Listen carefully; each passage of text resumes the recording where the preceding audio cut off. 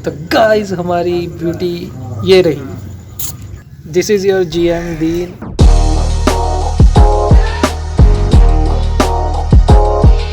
आज का दिन बड़ा प्रोडक्टिव था। वो यूँ कि सुबह मैं बुक्स लेने गया था नेशनल बुक फाउंडेशन। तो मैं आया हूँ नेशनल बुक फाउंडेशन। बाबा ने कहा था कि कुछ बुक्स लेके आनी है, तो उसी सिलसिले में आया हूँ। बात कुछ यूँ ही थी कि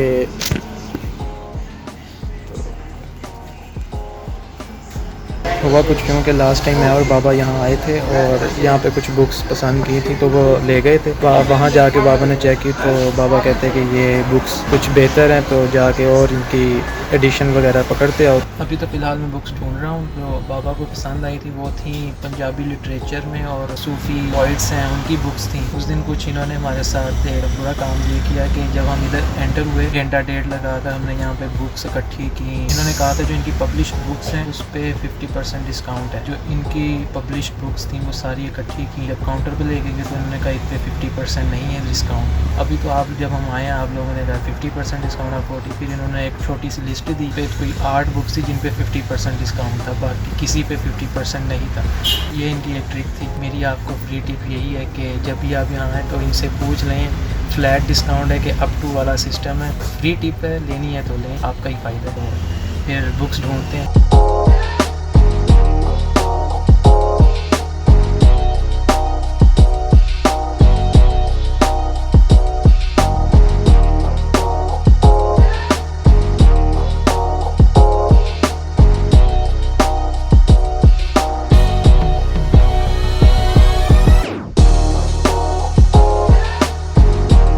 बुक्स वाली जगह की एक बात मुझे ये बड़ी सबसे ज़्यादा पसंद है कि यहाँ पे खामोशी और पीस ऑफ माइंड बहुत ज़्यादा होता है। जब नॉलेज आ जाता है तो खामोशी और पीस ऑफ माइंड तो लाजमी आता है, और जहाँ नॉलेज नहीं होता वहाँ शोर शराबा, और ये एक अच्छा फैक्टर है बुक्स का।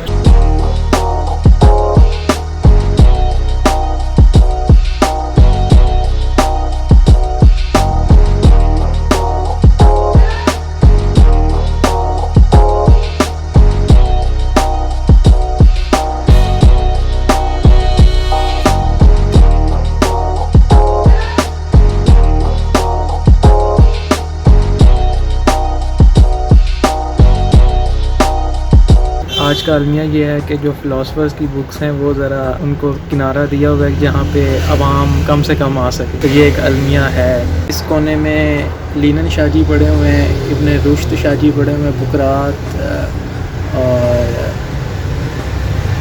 और कौन है, अफलातून साहब भी इधर ही पढ़े हुए हैं। तो ये हमारी सोसाइटी का दरअसल इम्पैक्ट है कि हमारी सोसाइटी किस तरह की बुक्स पसंद करती है। इसी वजह से ये बुक्स थोड़ी साइड पे आई हुई हैं, वरना अगर हम थोड़ा सा इंटरेस्ट दिखाएं तो ये भी फ्रंट लाइन पे आ जाएं बुक्स। गाइस हम गोशा सूफिया कराम में पहुँच चुके हैं। इंतहाई अदब के साथ यहाँ बुक सेलेक्ट करते हैं।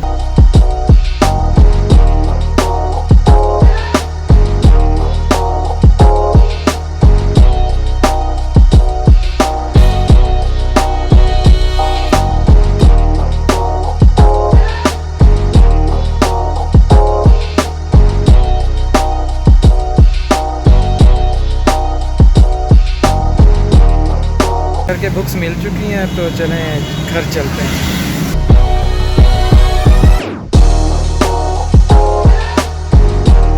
बुक्स लेके वापस आए हो तो पता चला कि हमारी शहज़ादी वापस आई है। बात कुछ यूँ थी कि परसों हमारी गाय ने एक फ़ीमेल बेबी डिलीवर किया था। अतीक भाई बताए बगैर चले गए। आज मुझे अतीक भाई ने बताया कि वो फ़ीमेल बेबी आ चुका है इस वक्त हमारे फार्म में। तो यूँ समझ लें कि खूबसूरती और चार्म आ चुका है हमारे फार्म में। तो मैं आपको दिखाता हूँ।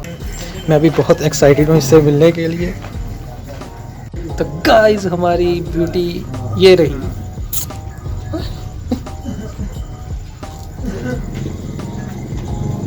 इसने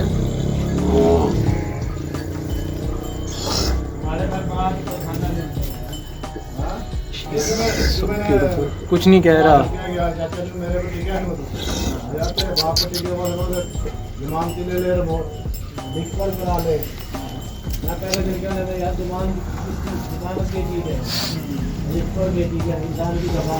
तो इसकी अम्मा जो है बुरा मना रही है कि मेरे इसको हाथ क्यों लगा रहे हैं। कहीं कुछ नहीं कह रहा मैं, टेक चिल।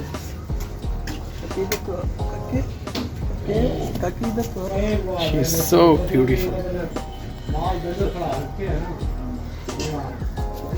इसकी जो नोज़ है वो भी पिंक है और सारी बात उस नोज़ की है। कलर तो माशाल्लाह बहुत खूबसूरत है मगर सारी बात उस नोज़ की है। तो आओ ज़रा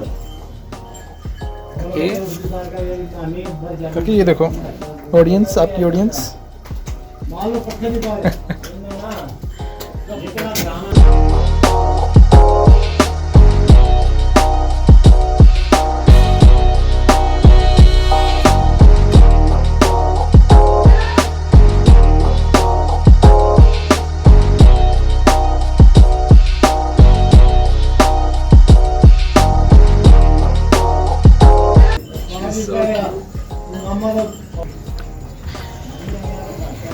ये माशाल्लाह इतनी क्यूट और इतनी प्यारी है, गॉर्जियस जैसे बोलते हैं ना, ब्यूटी एट इट्स पीक और क्यूटनेस।